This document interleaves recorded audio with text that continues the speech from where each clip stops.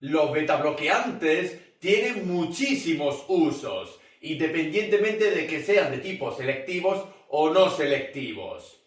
Dentro de esta familia podemos encontrar multitud de semejantes, como por ejemplo el atenolol, el bisoprolol o el carvedilol. Uno de esta familia, el metoprolol, es un potente betabloqueante de los receptores beta 1 y se suele utilizar mucho en el control de las taquiarritmias, especialmente las de tipo auriculares y supraventriculares.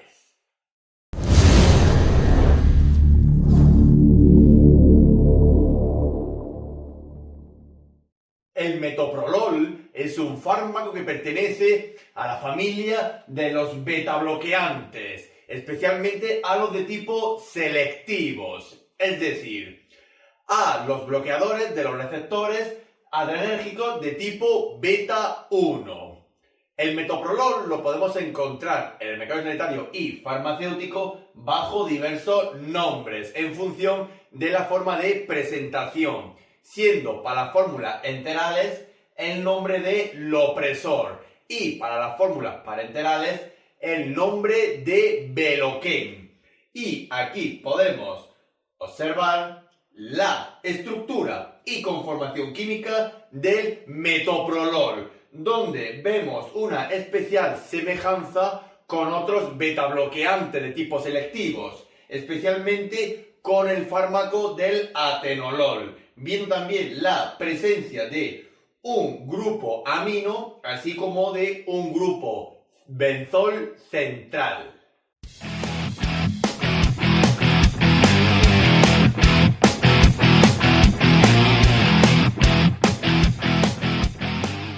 Sin desviarse mucho de la línea del resto de los betabloqueantes, tanto selectivos como no selectivos, el metoprolol está indicado en el tratamiento de ciertas patologías cardiovasculares, donde el metoprolol puede ejercer su efecto terapéutico como betabloqueante de los receptores beta 1. En este caso, el metoprolol lo podemos utilizar para el tratamiento de las taquiarritmias, especialmente de tipo auriculares y supraventriculares.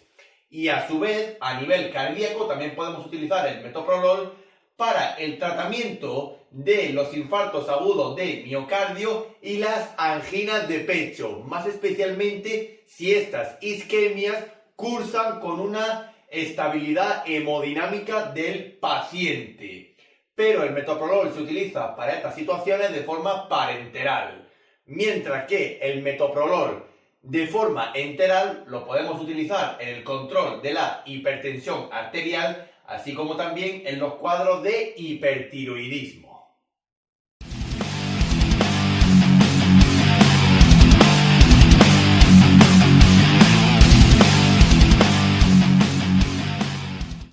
El metoprolol está contraindicado casi en las mismas situaciones que el resto de la familia de los betabloqueantes, por lo cual podemos decir que el metoprolol no se utiliza en las propias bradiarritmias, como por ejemplo en los bloqueos auriculoventriculares, independientemente de cuál sea el grado, en los bloqueos de rama izquierda-derecha o hemibloqueos y fórmulas de bloqueo de conducción cardíaca. Tampoco deberemos de utilizarlo en la propia alergia al metoprolol y especialmente a la familia de los betabloqueantes, así como también en cuadros de insuficiencia cardíaca. Tampoco se utilizará si el paciente ya de por sí tiene una tensión arterial baja, es decir, un cuadro de hipotensión arterial, así como también en los propios shocks, tanto de tipo hipovolémico como cardiogénico, y tampoco lo utilizaremos si el paciente presenta arteriopatías. Y hay que tener especial precaución con el metoprolol en pacientes con cierto grado de nefropatía y hepatopatía. Si el paciente presenta ciertos cuadros de enfermedades respiratorias, en este caso de neumopatías, como por ejemplo en el asma y en el EPOC, recordamos que la adrenergia también tiene una especial presencia en el sistema respiratorio.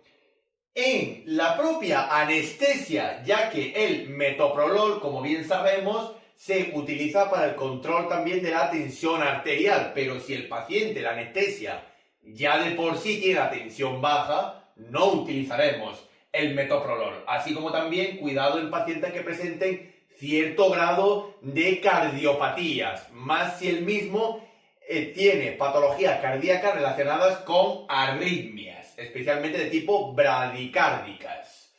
Por supuesto, es un fármaco que hay que monitorizar la actividad cardíaca, así como también de las constantes vitales. Y por supuesto, como el resto de los betabloqueantes, la suspensión del metoprolol será de forma gradual, poco a poco, ir bajando la dosis. Hay que revisar las interacciones del metoprolol con el resto de la farmacología, especialmente hay que revisar las interacciones con la familia de los antiarrítmicos, ya que como veremos más adelante, el metoprolol tiene cierta interacción con algunos antiarrítmicos conocidos, especialmente los de clase 4 o bloqueadores de los canales de calcio.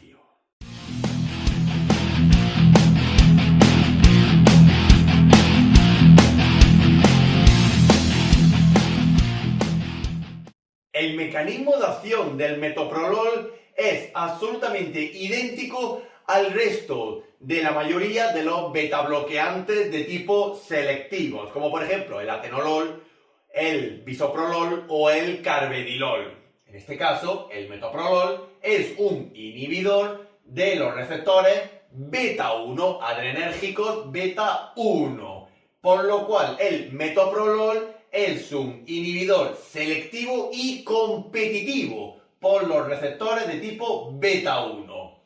A nivel cardíaco, ¿qué se consigue con el mecanismo de acción del metoprolol como betabloqueante de los receptores beta 1? Que se consigue una disminución de los principales mecanismos cardíacos. Es decir, el metoprolol provoca una disminución del cronotropismo, del inotropismo y del dromotropismo cardíaco. Por lo cual, a modo general, podemos decir que el corazón se relaja bastante y se contribuye a disminuir la frecuencia cardíaca, disminuir la contractilidad miocárdica y disminuir también la conductancia cardíaca. De ahí que se utilice también para el tratamiento de las arritmias, especialmente de las taquiarritmias.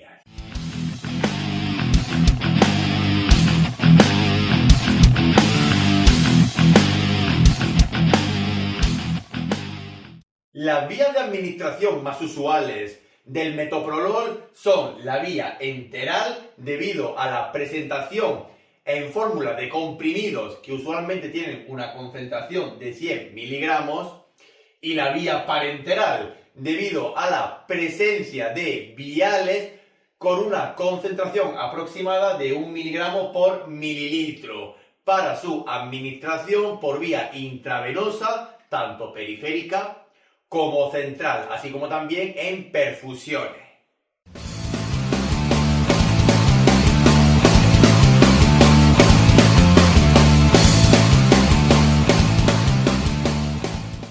La posología más habitual del metoprolol suele ser bastante variada, pero especialmente se nos condiciona a que tenemos que saber cuál es el uso al cual le vamos a dar el metoprolol para ciertas patologías, sea para el control de la hipertensión o para el control de una taquiarritmia. Por ejemplo, si utilizamos el metoprolol para el tratamiento de la hipertensión arterial, podemos utilizar de 50 a 100 miligramos cada 12 horas o de 100 a 200 miligramos diarios. Que utilizamos el metoprolol para el tratamiento de las isquemias cuando el paciente está hemodinámicamente estable. Podemos utilizar para las anginas estables 100 miligramos diarios aproximadamente. Mientras que en el infarto agudo de miocardio, con una estabilidad hemodinámica, utilizaríamos en primer lugar 3 bolos de 5 miligramos de metoprolol a pasar en 2 minutos aproximadamente. Y de ahí, tras 15 minutos, administraríamos 50 miligramos cada 6 horas durante 2 días, de forma enteral.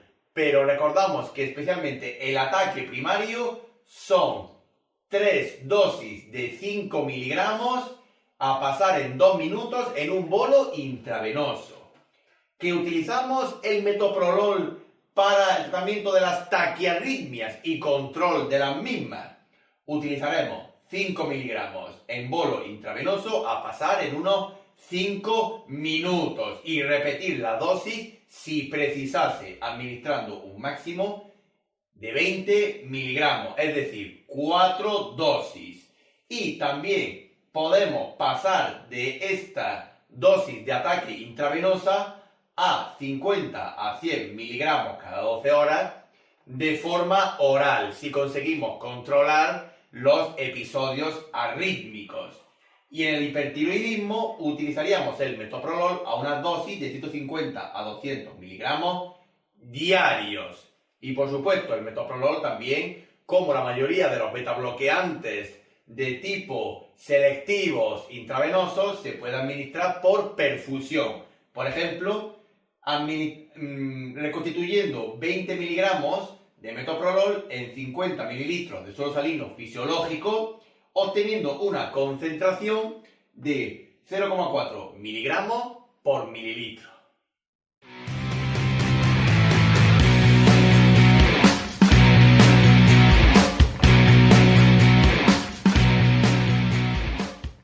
Dentro de la compatibilidad e incompatibilidad del metoprolol con el resto de la farmacología existente, deberemos de realizar una exhaustiva revisión bibliográfica sobre cuáles fármacos podemos administrar a la vez o no con el metoprolol, aunque no existe mucha información ni evidencia científica.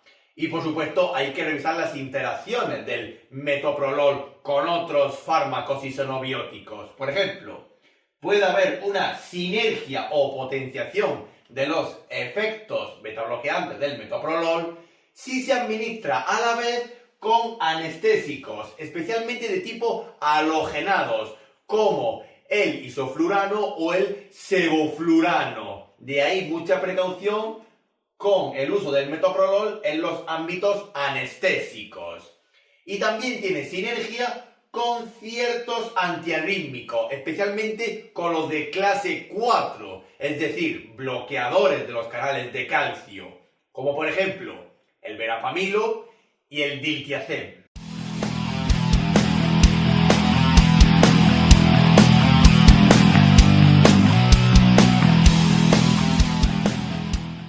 El metoprolol, como su familia de los betabloqueantes, no se libra de la adversidad, siendo dos efectos secundarios muy notables en la administración inicial del metoprolol. En primer lugar, la aparición de hipotensión, incluso aunque el paciente tenga una crisis hipertensiva, el poder de control del metoprolol es bastante potente, por lo cual la aparición de una hipotensión es casi segura. Y también se pueden producir bradiarritmias, aunque la más usual es la aparición de la bradicardia sinusal, es decir, la disminución de la frecuencia cardíaca por debajo de los 60 latidos por minuto. Y a su vez el metoprolol puede causar otros efectos adversos menos comunes, como por ejemplo la aparición de insuficiencia cardíaca o agravamiento de una patología de insuficiencia cardíaca ya establecida, así como también shocks, especialmente de tipo cardiogénico. También puede provocar a nivel general astenia, mareo y cefalea, los cuales están muy ligados a la hipotensión primaria que produce el metoprolol, y también dolor, especialmente de tipo torácico.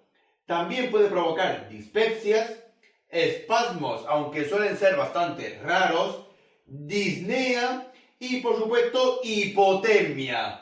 Pero la hipotermia suele ser de tipo subjetiva, es decir, el paciente siente que tiene frío, pero en verdad su temperatura es normal, es decir, suele ser una hipotensión refleja, una hipotermia refleja, pero aún así debemos de controlar la temperatura al paciente que se le administre metoprolol.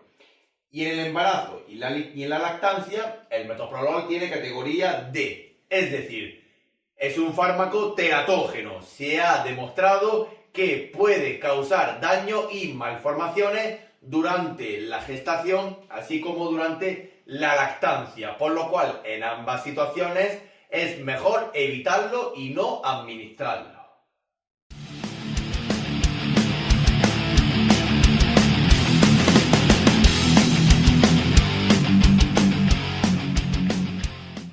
Finalmente, nos queda decir un par de cuestiones sobre el metoprolol.